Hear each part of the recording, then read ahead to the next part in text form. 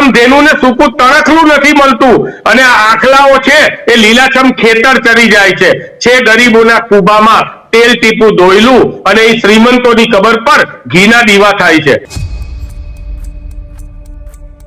જે કઈ પણ બબાલ છે ભાગ બટાઈની બબાલ છે ભાઈ, ભાગ બટાઈ નથી મળી ઉપર સુધી। કોઈ અડતા નહીં, હજી મારો વહીવટ નથી થયો, મારો વહીવટ થાય પછી આપણે આગળ ફાઇલ કરવાની છે। કોઈ એવું ન કહેતા નહીં, પુરાવા આપીશો, પુરાવાઓ છે। દરેક હું ચેલેન્જ થી છાતી ઠોકીને કહું છું કે ગુજરાતની એક સેવા સદનો છે એ મેવા સદન બની ગયા છે। હવે તો ગાંધીનગરમાં બધા વહીવટદારને નવી ભાષામાં લાઇઝનર ઓફિસર કહે છે। જમીનનો એને કરવાનો વાર દીઠ સ્ક્વેર મીટર દીઠ એનો એક ભાવ નક્કી થયેલો છે, પણ જ્યાં સુધી રૂપિયા ના ચૂકવાય ત્યાં સુધી આ કામ થતું નથી।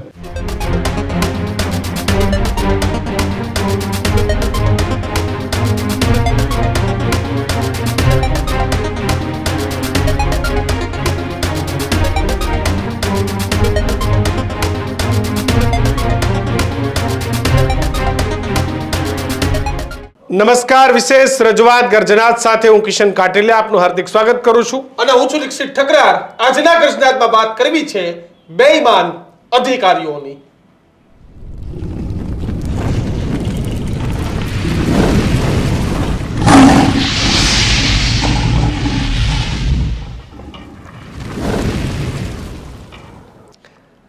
ઘણા બધા કવિઓ, ઘણા બધા લેખકો એક વાત કરતા હોય છે કે 100 में से 80 बेईमान फिर भी मेरा भारत महान। આ વાતને હું સ્વીકારતો પણ નથી કે આ વાતનું સમર્થન પણ નથી કરતો। ભારત મહાન છે, રહેશે અને રહેવાનો જ છે, પણ અધિકારીઓ જે રીતે બેમાન થયા છે, નેતાઓ જે રીતે બેમાન થયા છે, એક જ લક્ષ્ય છે, માત્ર એક લક્ષ્ય, અને લક્ષ્ય છે ધબાવીને રૂપિયા કમાવાનો। લક્ષ્ય છે સરકારી તિજોરીમાંથી માલ ચાઉ કરી જવાનો। લક્ષ્ય છે અધિકારીઓને સામાન્ય જનતાના પૈસા કેવી રીતે પોતાના ઘરે પહોંચાડી શકાય એનો। સરકાર કરોડો અબજો રૂપિયા જાહેર કરે, અધિકારીઓનો નજર અને નિશાનો એમાં એક જ જગ્યા પર છે, ખાઈકી પર। હું ભારત સરકારના આઈડી વિભાગને ધન્યવાદ આપું છું કે સુરેન્દ્રનગરના કલેક્ટર પર જે તબાહી થઈ, જે કાર્યવાહી થઈ, ઈડી અને ભારત સરકારની ટીમને અભિનંદન આપું છું કે આખા ગુજરાતના તમામ ભ્રષ્ટાચારી આઈએસ આઈપીઓસ એ દોડતા થઈ ગયા છે। મારા શબ્દ સાંભળજો, ભ્રષ્ટાચારી તમામ એટલે સારા અધિકારીઓ નહીં, પણ જે અધિકારીઓ એને માટે પૈસા લે છે, જે અધિકારીઓ એ પૈસા વગર ફાઇલને અડતા નથી, જે અધિકારીઓ એ પૈસા ના મળે ત્યાં સુધી કોઈ પણ માણસ હોય એને પ્રતાડિત કરે, આવા તમામ લોકોને ખૂબ નજીક સમયમાં યાદ રાખજો, આ ઈડી તમને પણ નહીં છોડે। અગાઉ કે રાજેશ દીક્ષિત આપણે જોઈ જ ચૂક્યા છીએ કે સેન્ટ્રલ એજન્સીએ એમના શું હાલ કર્યા, ત્યારે તમને એવું હોય કે અમે મન થાય એમ કરીશું ને અમે તો હવે મોટા અધિકારી થઈ ગયા, અમારું કોઈ કંઈ નહીં કરી શકે। તમે યાદ રાખજો કે આ 1500 કરોડના વહીવટમાં પૈસા તો કમાયા એનાથી ડબલ જવાના જ, પણ નોકરી પણ હવે તમારી દાવે લાગી જવાની। એટલે ઘટનાક્રમ એવો છે કે કિશને કીધું કે 100 में से 80 બેઈમાન। આ આખે બેઈમાનોની વાત છે કે સુરેન્દ્રનગરમાં શું ખેલ ચાલતા હતા। ખોટા કામ તો થતા જ નથી, પણ મારે કેવું પડે કે સાચા કામ માટે પણ અધિકારીઓ ફાઇલ આમ દબાવીને રાખે, આમ દબાવીને ટેબલ પર મૂકી રાખે છે। કોઈ અડતા નહીં, હજી મારો વહીવટ નથી થયો, મારો વહીવટ થાય પછી આપણે આગળ ફાઇલ કરવાની છે। અને 5 દિવસ, 15 દિવસ, 25 દિવસ, મહિનો, 2 મહિના, 6 મહિના, જ્યાં સુધી તમે વહીવટ નક્કી ન કરો, કોઈ એવું ન કહેતા નહીં, પુરાવા આપીશો, પુરાવાઓ છે। દરેક કલેક્ટર કચેરી, મામલતદાર કચેરી, ડીડીઓ, એસપી, જ્યાં જેવી ઓફિસો છે ત્યાંના મળતિયા વહીવટદારો આટા મારે છે। ટૂંક સમય પહેલા પૂર્વ ડેપ્યુટી સીએમ નીતિન પટેલે કીધું કે વહીવટદાર બનીને રહી ગયા છો। તમારે જ્યાં જાવ ને તમારે એક એનો મળતિયો આવે છે, વહીવટદાર હોય ને હોય જ, એ મામલતદાર પણ હોય, એ કોન્સ્ટેબલ પણ હોય, એ સર્કલ ઓફિસર પણ હોય, કોઈ પણ હોય, પણ વહીવટ સિવાય શક્ય નથી. ને પાછા શું કહે, એટલે આપ જે વ્યક્તિ એમાં તો કામ કરાવવા જાય ને કે સાહેબ આપણે પ્રેક્ટિકલ જ કરવું છે હો. હા, એ હવે ચોખ્ખું મોઢે પ્રેક્ટિકલ શબ્દનો મતલબ શું? પ્રેક્ટિકલ જ કરવું છે. આજે આ જ મુદ્દે ચર્ચા કરવી છે, પરંતુ આજે આ બે કાગળ છે. આ બે કાગળિયા મેં તમને બતાવીએ એટલા માટે છે કે આ બંને કાગળો છે જે મોરી સાહેબ નાયબ મામલતદાર શ્રી હતા એના કાચા ચિઠ્ઠાના છે. એ બે માનીમાં પણ ઈમાનદારી છે કે ભાઈ કેટલો રૂપિયાનો હિસાબ ક્યાંથી આવ્યો અને ક્યાં કેટલી ટકાવારી દેવાની, XYZ. અને સમાચાર તો એવા પણ મળ્યા છે કે હવે આ મોરી સાહેબ ઈડીના અધિકારીઓ પાસે પોપટ થઈને બધું બોલી રહ્યા છે કે સાહેબ અહીંથી અને આમાં માત્ર જમીનોના એનાની ફાઇલો હતી જ, પરંતુ સુરેન્દ્રનગરમાં ખૂબ મોટા ખેડૂતો છે, 100-150 વીઘા જમીનો છે, ખનન છે. અને જે રીતે મકવાણા સાહેબ ત્યાં આ રીતે દીક્ષિત બધું બંધ કરાવી રહ્યા છે, એમાં કલેક્ટર સાહેબનો ભાવ વધી ગયો હતો. અને આ તમામની વચ્ચે એક મોટી વાત, કોઈ ત્યાંની ખૂબ મોટી એક કંપની હતી, એને પણ કલેક્ટર સાહેબ ખૂબ સપોર્ટ કરતા હતા, અડી ગયા હતા, એમને બધું જ ઘણું બધું. આજે આ જ મુદ્દે આપણે ચર્ચા કરવી છે. આપણી સાથે ગુજરાતમાં કોંગ્રેસ નેતા હેમંત રાવલ અને સાથે જ પૂર્વ સનદી અધિકારી પંકજ ઓધિયા સાહેબ જોડાયા છે. આ બંનેનું સ્વાગત છે. ભારતીય જનતા પાર્ટીના પ્રવક્તાને પણ અમે બોલાવ્યા હતા, પરંતુ કોઈ કારણોસર અમારી સાથે નથી જોડાઈ શક્યા. પરંતુ પંકજ ઓધિયા સાહેબને મારે પૂછવું છે, સાહેબ આ તમારા સનદી અધિકારીઓમાં ક્યાંક જાય એટલે એક શબ્દ બહુ જોરદાર છે કે આપણે પ્રેક્ટિકલ કરવું છે. એટલે મારે પ્રેક્ટિકલ શબ્દનો મતલબ સમજવો છે સાહેબ.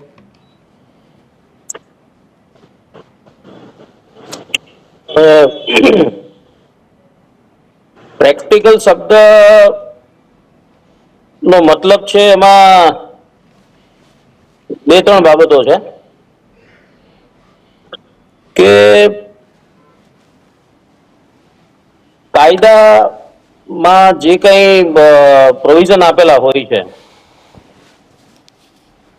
એ પ્રોવિઝનને અનુરૂપ સરકારને કોઈ પણ નુકસાન ન થાય, પહેલી વાત એ.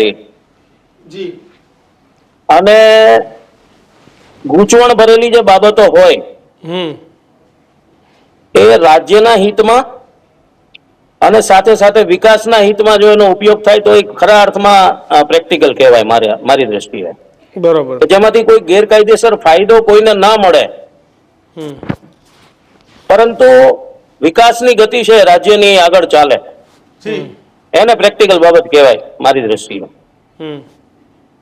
સાહેબ પણ અત્યારે કોઈ પણ અધિકારીની કચેરીએ પહોંચો, તમે તો પૂર્વ કલેક્ટર સુધીના પદ ઉપર રહી ચૂક્યા છો, કોઈ પણ અધિકારીની કચેરીએ પહોંચો એટલે ત્યાં એક વહીવટદાર હાજર ચક્કર મારતો હોય અને એકદમ તરત કહે કે ભાઈ પ્રેક્ટિકલી બધું પતાવડાવી દઈશ.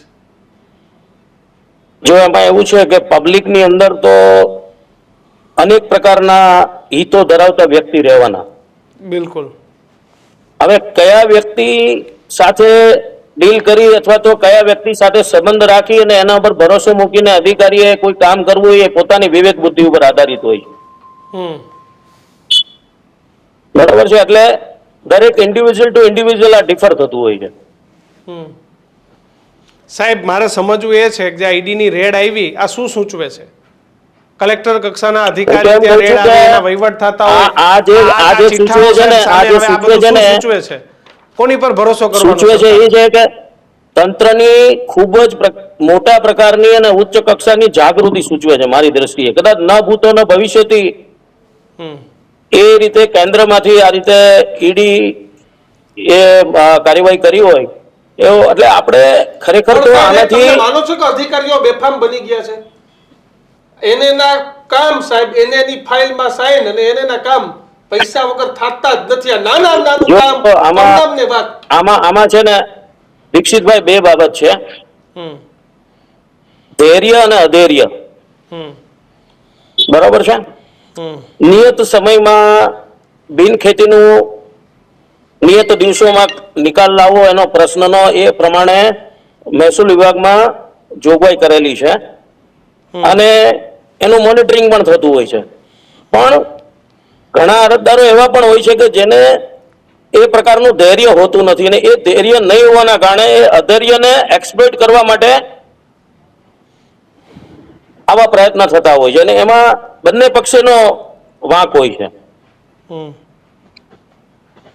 પણ સાહેબ એનો મતલબ એ તો તમે નથી ને કે શાંતિથી- 1500 કરોડના વહીવટ કરી લે. અને સાહેબ એને જો તો હવે આ હક છે, બધી વાતો એને તો જે ખેડૂતનો હક તમે છે. તમે મારી વાત સમજો. આ 1500 કરોડનો વહીવટ ને એ બધી વાત તો જ્યારે ખરેખર તપાસ પૂર્ણ થાય, તપાસનો અહેવાલ આવે ત્યારે આપણે કહી શકશું. હમ આ બધા જ પ્રાથમિક જે અનુમાનો અથવા તો જે કઈ ગણતરીઓ છે, સમજો. હમ જ્યાં સુધી તપાસનો અહેવાલ ના આવે ત્યાં સુધી આ વિશે કશું જ કોઈ ઓથેન્ટિક કહી શકીએ નહીં. હમ સાહેબ હકીકત અધિકારીઓની શું ભૂમિકા હોય છે, એને હોય કે અન્ય નિયમો હોય, અધિકારીઓની ક્યાં એવી પાવર કે સત્તા છે કે કોઈ પણ ફાઇલને દબાવી શકે, એને રોકી શકે, એને થવા ના દે? જો કોઈ વસ્તુ દબાવવા માટે કોઈ પાવર સરકાર આપતી નથી, સમજો. છતાંય સાહેબ દબાવાય તો સરકાર જે પાવર આપે છે એ સાહેબ, તમને કહું, લોકહિત માટે, લોકોનું કામ કરવા માટે આપે છે. સાહેબ રોકું છું. સાહેબ દબાવાય છે એ હકીકત છે. બોલો. તમે એવું કહો છો કે નિયત સમયમાં એને કાગળ કરી દેવા, બહુ તમારી સાચી વાત છે. તો પછી પણ એના માટે ખબર છે તમે દૂધમાંથી પૂડા કાઢવાની કઈ કહેવત છે ને, Very well એમ કે કાઢ. આ કાગળ ઘટે છે ને, આ કાગળ ઘટે છે ને, આ એક ઓર્ડર લઈ આવો, ના લઈ આવો. પણ જો તમે પ્રેક્ટિકલ થઈ ગયા હોય તો બધું તો પ્રેક્ટિકલ એક થઈ કઈ જાય. કાગળ નથી ઘટતા સાહેબ. એવું બને છે, ઘણી બધી જગ્યાએ બનતું હોય છે, પણ હું એવું એને જનરલાઇઝ ફોર્મમાં નથી કહી શકતો એને. અને અમે જનરલાઇઝ નથી જ કહેતા સાહેબ, આપણા ગુજરાતમાં સારા અધિકારીઓ છે જ, છે જ. નથી એવું અમે કહેતા જ નથી, પણ આવા 2-5 ના કારણે સાહેબ બધાય બદનામ થાય છે ને. હું તો એવું કહું છું કે સારા અધિકારીઓનું પણ એક એનું પણ અખબારમાં અથવા મીડિયામાં છે વધારે ને વધારે એ સમાચારો આવવા જોઈએ. સાહેબ આવે જ છે, ઘણા બધા આઈપીએસ આઈએસ જે સારા કામ કરે છે એનું આવે જ છે, તમે જોતા હશો સોશિયલ આ મીડિયામાં. કિસ્સો તો અભૂતપૂર્વ બન્યો છે કે જેમાં નામદાર ઈડીએ એક્શન લેવા પડ્યા છે. હમ બિલકુલ. આપણી સાથે હેમાંગ રાવલ પણ જોડાયા છે. હેમાંગભાઈ, તમે આજે ધીરે ધીરે મલકાતા હતા જ, ખરી મલકાતા હતા જ કે ભલે કઈ બોલવા નથી મળતું પણ મલકાવું છે મારે. ભાઈ મલકાવાનું એટલા માટે છે કે આ ભ્રષ્ટાચારની જે સિસ્ટમ છે એ બે પ્રકારની છે, દીક્ષિત. પહેલા તો ન્યૂઝ રૂમને હું ધન્યવાદ આપું છું કે આ ભ્રષ્ટાચાર વિરુદ્ધની મુહિમની અંદર આપ પણ આ હવનના યજ્ઞની અંદર આહુતિ આપી રહ્યા છો. હમ એક આપણે જોતા હોઈએ કે રોડ ઉપર કોન્સ્ટેબલે 50 રૂપિયા લીધા, 100 રૂપિયા લીધા, 500 રૂપિયા લીધા, કોઈ નાની કચેરીની અંદર તલાટીએ 200-500 રૂપિયા લીધા. એ આપણા દેખાતા નજર સામે દેખાતો ભ્રષ્ટાચાર છે. હું એ લોકોને બિચારા કહીશ, કારણ કે એ લોકો હંમેશા એ આ સીધા સોશિયલ મીડિયા ઉપર કે કોઈ પણ જગ્યાએ ચડી જાય છે. અને આ લોકો જે છે એ નઠારા છે, જે લોકો પકડાયા છે કે જેમણે સિસ્ટેમેટિક ભ્રષ્ટાચાર કર્યો છે. સામાન્ય ભ્રષ્ટાચાર તો પકડાઈ જાય, પરંતુ આ સિસ્ટેમેટિક ભ્રષ્ટાચાર, આ ભાઈ અમારા સાહેબે કીધું, રિટાયર્ડ સનદી અધિકારીએ, કે હજી તો સાબિત તો થવા દો. સાબિત થવો એટલો બધો અઘરો છે કે આ લોકોએ આખી એક સિસ્ટમ બનાવી દીધી છે. દરેક, હું ચેલેન્જથી છાતી ઠોકીને કહું છું કે ગુજરાતની એક જિલ્લા પંચાયતની અંદર જે સેવા સદનો છે એ મેવા સદન બની ગયા છે. અને ત્યાં જમીનનો એને કરવાનો વાર દીઠ સ્ક્વેર મીટર દીઠ એનો એક ભાવ નક્કી થયેલો છે. અને એ ભાવ જે છે એ જ્યાં સુધી ચૂકવવામાં ના આવે ત્યાં સુધી એ સનદી અધિકારીએ તો ના કીધું, પણ હું કહું, કોઈ સંજોગોની અંદર એક પછી એક ક્વેરી કાઢવામાં આવે, નીચેના અધિકારી દ્વારા ફાઇલમાંથી 1-2 કાગળ કાઢી લેવામાં આવે, પણ જ્યાં સુધી રૂપિયા ના ચૂકવાય ત્યાં સુધી આ કામ થતું નથી. તમારી જોડે જે આ 2 કાગળ છે ને, એવી રીતે આ મોટા મોટા આઈએએસ અધિકારીઓ એમની જોડે ડાયરી રાખે છે. એક કલેક્ટરની બદલી થઈ અને આ પ્રકારના વહીવટદાર હતા, એમણે અગાઉ એ બદલી થયેલા કલેક્ટરને પોતે જમીનના એને કરવાના વ્યવહારના રૂપિયા આપી દીધા હતા. નવા કલેક્ટર આવ્યા એટલે આ લાઇઝનિંગ, અત્યારે વહીવટદારને પાછો શબ્દ વપરાય છે લાઇઝનિંગ. શું કરીએ છે તો કે ગાંધીનગર આવજો ને, અમે તો લાઇઝનિંગ નું કરીએ છીએ, કઈ કામ હોય તો કહેજો ને. અલા ભાઈ, લાઇઝનિંગ એટલે શું?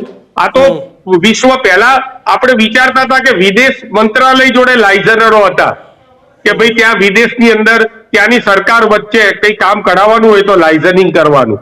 હવે તો ગાંધીનગરમાં બધા વહીવટદારને નવી ભાષામાં લાઇઝનર ઓફિસર કહે છે. એટલે આ લાઇઝનિંગ વાળા ભાઈ એમને મળવા ગયા નવા કલેક્ટરને અને કીધું સાહેબ મેં ગયા વખતે તો આ જમીનના પૈસા ચૂકવાઈ ગયા છે, એના પૈસા ચૂકવાઈ ગયા છે, પણ એમની બદલી થઈ ગઈ ને તમે આયા છો. એટલે નવા સાહેબે છે ને એક નાની ડાયરી કાઢી અને ડાયરી ખોલીને આ ગામમાં આ જમીન માટે થઈને તમે પૈસા ચૂકવ્યા છે 17,500 સમથિંગ રૂપિયા બાકી છે તમારા. એમની હિન્દી મિશ્રિત ગુજરાતીમાં બોલ્યા. તમે વિચાર કરો કે હવે તો જૂના અધિકારી નવા અધિકારીને હવાલો આપીને જાય છે કે મેં આટલું લઈ લીધું છે. કેટલી ઈમાનદારી છે આ બેઈમાનીના કામમાં. અને બીજો અધિકારી જે બાકી લેવાનું છે એ નાની રકમ પણ ભૂલતો નથી. સારા અધિકારી પણ છે કિશનભાઈ, દીક્ષિતભાઈ, હું ના નથી પાડતો. હા છે. એક અધિકારી અમારા ઉચ્ચ કક્ષાના નેતા જોડે ચર્ચા કરી. અમારા નેતાએ કીધું કે તમે તો પૈસા લેતા નથી, તો હજી આ એને કરવાના પૈસા લે છે કોણ? તો કે ના, હું પૈસા નથી લેતો કે લેતી જે હોય, પણ એમણે એમ કીધું સામે કે આ પૈસા જે છે અમે સરકારી કાર્યક્રમો માટે બચાવીને રાખીએ છીએ. એક ફંડ છે, કોર્પસ ફંડ, જેથી કરીને કાલે અમારા ઉપર કોઈ વર્ધી આવે તો અમે ના બધી વાર્તા ના બધી વાર્તા છે. ચોક્કસ પુરાવાઓ ક્યાં કોઈ આ વસ્તુ બધી હેમાંગભાઈ વાર્તા છે. એ તો સરસ. હવે તમને કહું. લઈને ઘરે જ આજે જવાનું છે. તમે હવે પૈસા હેમાંગભાઈ, જો તમે એવું વાર્તા કોઈ માનો કે કોઈ પોતા ઉપર રિસ્ક લઈને કોઈ માટે કમાય, આ વાત જ નહીં. હેમાંગભાઈ તમે સાંભળો. હું તમને એવું કહું, ના તમે મારી વાત સાંભળો. શું કહે કે ઉપર દેવા પડશે? કોઈ ઉપર કોણ પૂછવા? ઉપર ક્યાં? કોઈ દી કોઈ વેરીફાઈ કરવા ગયું છે કે ઉપર ભાઈ ક્યાં? હું કિશન જુઓ, હમણાં હું તમને એ જ કહું છું. અમારી ઉપર કોઈ છે જ હવે નથી. હવે હવે તમે જ્યારે દુખતી નસ ઉપર હાથ જ મૂક્યો છે તો હવે ઉપરની વાત કરું હું. જુઓ, આ કેસની અંદર પણ અધિકારી બેઠા છે, બહુ સ્પષ્ટ છે. જે કંઈ પણ બબાલ છે ભાગ બટાઈની બબાલ છે ભાઈ. ભાગ બટાઈ નથી મળી ઉપર સુધી, એટલે જ આ કેસ પકડાયો છે ભાઈ. આવી તો જેટલા પણ કેસો છે, દેવડીએ દંડ પામે ચોર મુઠ્ઠી ઝાડના, અને એ લાખો ખાંડી લૂંટનારા મહેફિલે મંડાય છે. નથી મળતું કામધેનુને સૂકું તણખલું, કામધેનુને સૂકું તણખલું નથી મળતું, અને આ આખલાઓ છે એ લીલાછમ ખેતર ચરી જાય છે ગરીબોના કુબામાં તેલ ટીપું ધોયલું, અને એ શ્રીમંતોની કબર પર ઘીના દીવા થાય છે. અરે ભાઈ, કેટલાય કલેક્ટરો, આ લો લાંગા સાહેબ છે, એસકે લાંગા પકડાયા. એ જમીનનું શું થયું? જે જમીનના ભ્રષ્ટાચાર માટે પકડાયા એ જમીનને પાછી યથાવત કરવામાં આવી. અહીંયા કહેવાતા 1500 કરોડના જમીનના ભ્રષ્ટાચાર માટે પકડાયા છે, તો શું એને થયેલું છે એને રિવર્સ કરવામાં આવશે? અરે ભાઈ, આ તો વ્યવસ્થા છે. પેલા ભાઈ છે ને, હું તો જે પકડાયા છે મોરીભાઈ, એમને એમના વકીલને તમારા વતી સલાહ આલું છું કે ભાઈ તમે છે ને તાજના સાક્ષી બની જાઓ. તમે પોપટની જેમ બોલો એના બદલે તાજના સાક્ષી બની જાઓ અને ફટ બધા નામ લેવા માંડો. એકે નામ રોકતા નહીં, અને એમાં રાજકારણીઓનું નામ હોય તો પહેલા લેજો. તમે શાંતિથી બહાર નીકળી જશો. હું તમને અત્યારે ચેલેન્જ આપું છું કિશનભાઈ અને દીક્ષિતભાઈ. હું વાત કરું છું લખન દરબાર, એક સામાજિક કાર્યકર્તા છે. એને એક એમએલએ નું, ભારતીય જનતા પાર્ટીના એમએલએ નું જાહેર કર્યું કે ભાઈ એમની જોડે એમએલએ બન્યા પહેલા એ 12 કરોડના વાહનો હતા અને ડમ્પરો હતા. એમએલએ બન્યા પછી 29 કરોડના થઈ ગયા 1.5 વર્ષની અંદર, પહેલી ટર્મની અંદર. આ આટલા બધા પૈસા વધ્યા ક્યાંથી? 29 કરોડના 12 કરોડથી. તો એની ઉપર 100 કરોડનો બદનક્ષીનો દાવો કરવામાં આવે છે. ઔડાની અંદર મેં પ્રેસ કોન્ફરન્સ કરી હતી પુરાવા સાથે કે ભાઈ આ જગ્યાએ ઔડાની જમીન છે, એના ઉપર ગેરકાયદેસર બાંધકામ થઈ ગયું છે. બાંધકામ તો થઈ ગયું છે, બાંધકામ થઈ ગયા પછી એને પાણી, ગટર, બધી લાઈટો મળી ગઈ છે. ત્યાં દવાની દુકાન, હોટલો બધું ચાલુ થઈ ગયું છે. એ ગેરકાયદેસર જમીન જે છે એના ઉપર સિક્યુરિટી બેસાડવામાં આવી છે, અને ઔડાની જમીન ઉપર આજે પણ એ કાર્યરત છે. મેં હમણાં આરટીઆઈ કરીને અધિકારીને પૂછ્યું કે તમે આના ઉપર શું પગલાં લીધા, તો મને શું કહેવામાં આવે છે ખબર છે? હું તમારી જોડે પહેલી વાર આ વાતનો અહીંયા તમે મારી જોડે પુરાવા માંગે એટલે ખુલાસો કરું છું. એક અધિકારી દ્વારા મને એમ કહેવામાં આવ્યું કે અમારે આરોપીને પૂછવું પડે કે અમે તમારી માહિતી આપીએ કે નહીં. પુરાવા સાથે કહું છું, મને એવું કહેવામાં આવ્યું આરોપીને લખેલો લેટર કે જેના ઉપર આ એન્ફોર્સમેન્ટ કરવાનું, દબાણ કરવાનું, જેના ઉપર ત્યાં સિક્યુરિટી મૂકવામાં આવી છે, જેને અવડાએ નોટિસ મોકલી છે, એને લેટર લખીને અવડા પૂછે છે કે હેમાંગ રાવલ તમારા વિશે માહિતી માંગે છે તો અમે આપીએ? અલા ભાઈ, આરોપીની માહિતી આપી દેવાની હોય, તમે વિચાર તો કરો.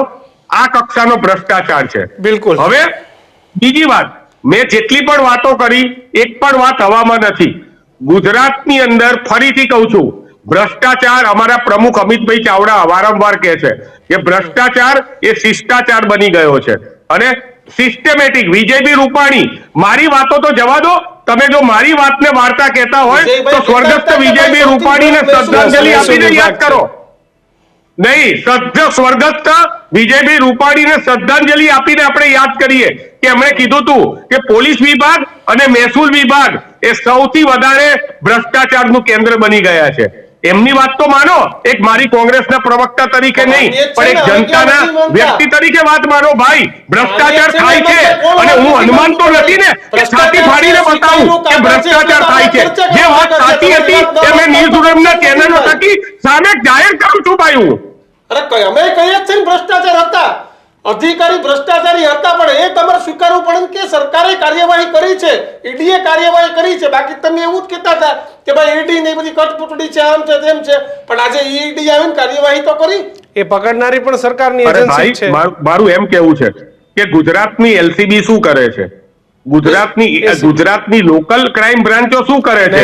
ભાઈ, લોકલ ક્રાઇમ બ્રાન્ચોને ખાલી અમદાવાદમાં હેમાંગ રાવલના ઘેર જ, એક મિનિટ સાંભળજો ભાઈ, લોકલ ક્રાઇમ બ્રાન્ચને અમદાવાદમાં હેમાંગ રાવલના ઘેર આવીને પકડવા જવાનું. જ્યારે વડાપ્રધાન આવતા હોય ત્યારે હેમાંગ રાવલને ત્યાં એમને ધર દબોચી લેવા માટે આવવાનું, કોંગ્રેસના કાર્યકર્તાઓને પકડવા આવવાનું. વડાપ્રધાન નરેન્દ્રભાઈ મોદી કે ગૃહમંત્રી શ્રી અમિતભાઈ શાહ આવતા હોય ત્યારે 3 કિલોમીટરની ત્રિજ્યાની અંદર કોંગ્રેસના કાર્યકર્તાઓને ઘરમાં હાઉસ એરેસ્ટ કરવા માટે જ રાખેલા છે આ બધાને. અરે ભાઈ, આ તો ગુજરાત માટે શરમજનક કહેવાય કે ઈડી ને આવવું પડ્યું. અહીં લોકલ ક્રાઇમ બ્રાન્ચે શું કર્યું, કેટલી ફરિયાદો થઈ હતી. અને આ એક મિનિટ, આ સીધું 2 દિવસ પહેલા રેડ નથી પડી. ઈડીએ આના માટે થઈને સંપૂર્ણ તૈયારી કરેલી છે, ત્યારે રેડ પડેલી છે. અને હજી કહું છું, ગુજરાતની અંદર એટલા બધા ભ્રષ્ટાચાર છે કે આ જો દેશની નેશનલ ઈડી છે ને, એને અહીંયા ખાલી કામ કરવું હોય ને તો કોઈ અમારા નેતાઓ જેમ રાહુલ ગાંધી ઉપર ખોટા કેસો કરીને એમને હેરાન કર્યા અને હાઈકોર્ટે બહાર એમને ઈડીને કહી દીધું કે ભાઈ આ કેસ સેટ પર અમારે અટેન્ડ કરવા લાયક નથી. જો ગુજરાતની અંદર એક સેવા સદનોની અંદર ઈડી તપાસ કરવા જાય ને તો આખું ભારતનું ઈડીને અમદાવાદમાં રાખવું પડે અને ગુજરાતની અંદર વર્ષો સુધી ચાલે એ પ્રમાણે કાર્ય કરવું પડે. એટલી પરિસ્થિતિ છે ભ્રષ્ટાચાર. ઊંધિયા સાહેબની એક પ્રતિક્રિયા લઈ લો. સાહેબ, આ બધું અટકાવવાના કોઈ રસ્તા છે ખરા? સરકારો XYZ, પણ હું તમને એમ કહું કે કોઈ પટ્ટાવાળાને જેવું છે, કોઈને અંદર જવું છે, મને જ્યાં સુધી સોની નટ નહીં આપે ત્યાં સુધી હું અંદર નહીં જવા દઉં. એટલે ભ્રષ્ટાચારની શરૂઆત તો માણસના મગજથી થાય છે, જ્યાં સુધી હું પેલું માનું છું ત્યાં સુધી. કોઈ પણ જગ્યાએ TRB વાળા ઉભા હોય તો એને એમ થાય કે હું આના 50 રૂપિયા લઈ લઉં તો જવા દો. તો સાહેબ, આનો રસ્તો શું? લોકોના મગજને તો કેમ સુધારવા? તો ભાઈ, આના માટે ઘણા બધા વેલ્યુ જે આપણા અંદર, જે આપણે સ્કૂલ કરીને એ વેલ્યુ એજ્યુકેશન છે, એમાં પણ આના પ્રયત્નો થઈ રહ્યા છે અત્યારે. અને સાથે સાથે શું છે કે સરકારની જે મશીનરી છે એ પોતે પ્રોએક્ટિવ થઈને આના ઉપર કંટ્રોલ કરવા પ્રયત્ન કરી રહી છે. અને એના ભાગરૂપે જ આ ઈડી છે, નામદાર ઈડીએ છે આ કાર્ય કર્યું છે, જેને એપ્રિશિએટ કરવું જોઈએ. અને આનાથી બહુ મોટો મેસેજ છે એ દરેક લેવલ સુધી જશે કે આ પ્રકારની વૃત્તિ છે એને અટકાવવી જોઈએ. બિલકુલ. મારે થોડી બેટરીનો ઇશ્યુ છે એટલે 1 મિનિટ આપજો. જી હેમાંગભાઈ, આપની પ્રતિક્રિયા પ્લીઝ, પછી પૂરું કરીએ. મારે તો પહેલા એ કહેવું છે કે સૌથી પહેલા એ કહેવું છે કે ઓપરેશન ગંગાજળ કરવામાં આવ્યું અધિકારીને ઘેર બેસાડી દેવામાં આવે છે. એનો મતલબ સિમ્પલ છે કે ભાઈ અધિકારી દોષી છે ને તમે ઘેર બેસાડો છો, એના બદલે એના ઉપર કેસ કરો. અને ખાસ તો જો હકીકતમાં આને દૂર કરવું હોય તો જેટલા પૂર્વ આઈએએસ આઈપીએસ અધિકારીઓ છે સૌરાષ્ટ્રની અંદર જે જગ્યાએ એમણે મોટા મોટા બંગલાઓ લીધા છે, સુરેન્દ્રનગરની અંદર પણ હજારો કરોડની જમીનો જેને લીધેલી છે, એમને ધડ દબોચી લેવા જોઈએ. અત્યારના અધિકારીઓ જે છે ભ્રષ્ટાચાર કરીને પોતાના ભાઈ ભત્રીજાને સસરાને જમાઈના નામે જમીનો કરીને બેઠા છે, એ લોકોને ધડ દબોચી લેવા જોઈએ એક વખત. અને તમે વિચાર તો કરો, આ રિટાયર્ડ સનદી અધિકારી એ ઈડીને નામદાર કે છે. નામદાર આપણા દેશની અંદર કોઈને ના કહેવાય, નામદાર ખાલી સુપ્રીમ કોર્ટને કહેવાય. આ સરકારે ઈડીને પણ નામદાર બનાવી દીધી છે. મારે ખાલી એટલું જ કહેવું છે કે આ ભ્રષ્ટાચારનો ભરડો જે છે એ આપણી આગળની પેઢી માટે બહુ ખરાબ છે. આ ભ્રષ્ટાચારને નિવારવો જ જોઈએ. હેમાંગભાઈ, તમારે રાજીવ ગાંધી શું કહેતા ખબર છે ને? ભ્રષ્ટાચાર લોકો રૂપિયો મોકલું છું કેટલા પહોંચે? બિલકુલ સ્વીકારું છું, હું સ્વીકારું છું, હું એ જ કહું છું. થોડો મોટો કરો, અધિકારીઓનો બાપ છે. જો રાજીવ ગાંધી એ જમાનામાં ના રોકી શકતા હોય તો આજે એ જ છે. સિસ્ટમ સુધારવી પડશે. એસીબી છે, આ છે, તે છે. એવું તો નતું કે કોંગ્રેસની સરકારમાં દૂધે ધોયેલું હતું ને બધું હતું, ભ્રષ્ટાચાર ન થતો, એવું તો હતું નહીં ને. કેવું હતું? જો તમારી વાત સાચી છે, હું એ વાતને સ્વીકારું છું કે ભ્રષ્ટાચાર જે છે ને એ એક સામાજિક દૂષણ બની ગયું છે. એમાં હું તમારી વાત સાથે સેજ પણ એવું નહીં કહું કે અમારી સરકારોમાં નહોતો, પણ અમારી સરકારની અંદર ભ્રષ્ટાચાર ઉપર આરોપ થતા હતા ને તો અમે રાજીનામું આપીને એમને બેસાડી દેતા હતા. અહીંયા પેલા મંત્રીને તમે રાજીનામું નથી અપાયું, હજી બચુભાઈ ખાબડ જે છે એ ધારાસભ્ય તરીકે ચાલુ છે. ભ્રષ્ટાચારની અંદર ઝીરો ટોલરન્સની નીતિ જે હોય એ માત્ર કોંગ્રેસે જ રાખેલી છે. બિલકુલ આભાર હેમાંગભાઈ, પંકજભાઈ, આ બંને મિત્રો જોડાયા, માહિતી આપી. પણ ભ્રષ્ટાચાર નો ઉપાય શું ખરો કોઈ પાસે? આજ દિન સુધી સરકારી ભ્રષ્ટાચાર તો ઠીક છે, હવે પ્રાઇવેટ ભ્રષ્ટાચાર પણ ચાલુ થઈ ગયો છે. નામાંકિત ગાડીઓ ખરીદવી હોય તો બ્લેકના પૈસા આપો, નામાંકિત જગ્યાઓમાં તમારે વસ્તુઓ ખરીદવી તો બ્લેકના પૈસા આપો, ખાનગી યુનિવર્સિટીમાં મોટા એડમિશન લેવા છે ડોનેશન આપો, કોઈ પણ ઓફિસમાં સાહેબને મળવું છે તો પટ્ટાવાળાના ખિસ્સામાં 50-100ની નોટ મૂકો. એટલે ભ્રષ્ટાચારના મૂળમાં ક્યાંક દીક્ષિત આપણે પણ છીએ. એટલે 3 ઇડિયટ નો એક ડાયલોગ યાદ આવે છે કે કંધો કો કિતાબો કે બોझने उठाया, रिश्वत लेना खुद पापा ने सिखाया, 99% मार्क लाओगे तो घड़ी वरना छड़ी. એટલે આપણે તો રિશ્વત લેવાનું ત્યારથી શીખવાડાય છે, પરંતુ આપણે એટલું રાખીએ કે આપણે જે ઇન્ડિયન સર્વિસ એડમિનિસ્ટ્રેશન સર્વિસ એટલે કે આઈએએસ અધિકારી બનવાના ઘણા જ લોકોના સપનાઓ હોય છે. આમ તો અમારા ગામડાના લોકોના તલાટી મંત્રી કે મામલતદાર બનવાના પણ સપના હોય છે. કેટલાય છોકરા આજે પણ ગાંધીનગરમાં આંદોલન કરશે કે ભાઈ અમને તલાટીની પરીક્ષા આ તે ફલાણું. પણ તમે એ હોદ્દા ઉપર પહોંચો છો, સાહેબ આમાં એક ના નામ લખેલા છે, ગરીમાં રાખો. મારા આખું લિસ્ટ કાગળો છે ને એમાં પુરાવાઓ છે. બધા જ નામ, બેઈમાનીમાં પણ ઈમાનદારી મારા આટલો હિસાબ, બધા જ હિસાબ લખેલા છે, એની ટકાવારી લખેલી છે. તમે હિસાબ કરો. ચંદ્રસિંહ મૌર્ય બધું જ લખ્યું છે, વિચાર તો કરો. અને હવે પોપટી જેમ બોલવા લાગ્યા છે ત્યારે તમારું આ ભ્રષ્ટાચારને લઈને શું માનવું છે ને તમારે કોમેન્ટ સેક્શનમાં જરૂરથી જણાવજો. ન્યૂઝરૂમ ગુજરાતના ડિજિટલ પ્લેટફોર્મ પર કોમેન્ટ કરો. હજુ પણ તમે અમારી ચેનલ લાઈક શેર કે સબસ્ક્રાઇબ નથી કરી તો અત્યારે જ કરો. અને જીટીપીએલ સેટઅપ બોક્સ 285 નંબર પર ન્યૂઝરૂમ ગુજરાત જોતા રહો.